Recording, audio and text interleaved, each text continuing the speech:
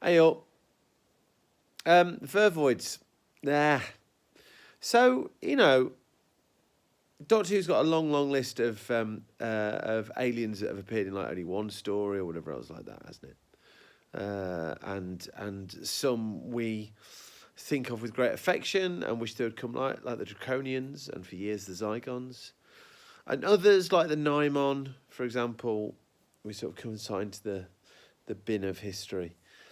Vervoids are just so they just don't work, do they? I mean,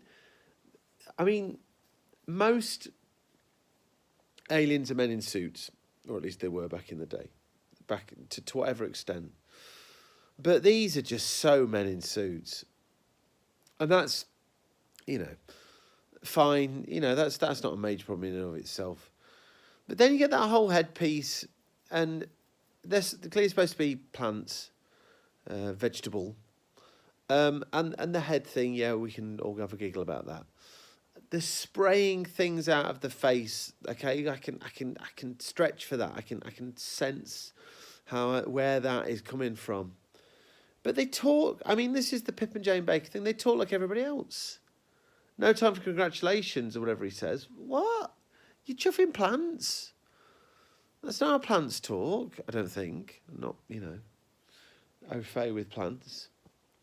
So, I mean, that's problematic. When the big reveal of the baddies... Have we had a proper reveal of these yet? Just comes dropped at the start of episode 3. That's never a particularly good sign.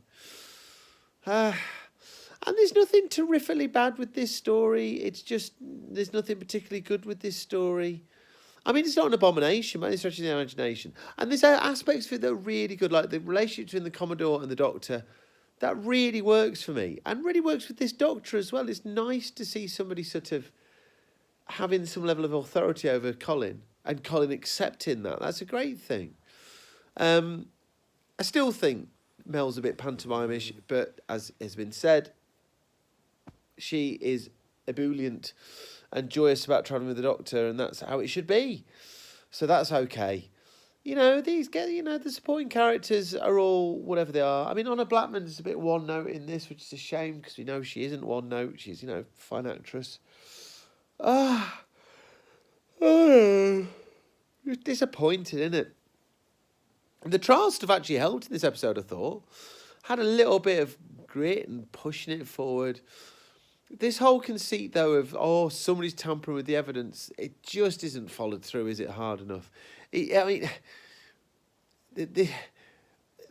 There's nothing clever enough to make the trial stuff work. I mean, we know this by now. We've only got an episode of the trial as is, and then it'll change, won't it? But as I said all the way back at the start, if you're going to do this, you structure it properly, you have some sort of way of weaving everything in a little bit more deftly. There's all sorts of tricks you could play.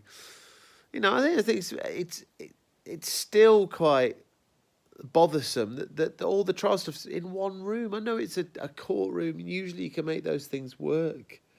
But of course, it's a studio. We don't get a sense of that space, do we? It's like a play, but a bad play. And just the three of them. Why is there no other voice? I don't know. It's such a pity because Mysterious Planet was okay, bordering on good, and Mind Warp was good, bordering on great. Actually, maybe even great, bordering on something even better. But this is flat, and that's as much as you can say about it.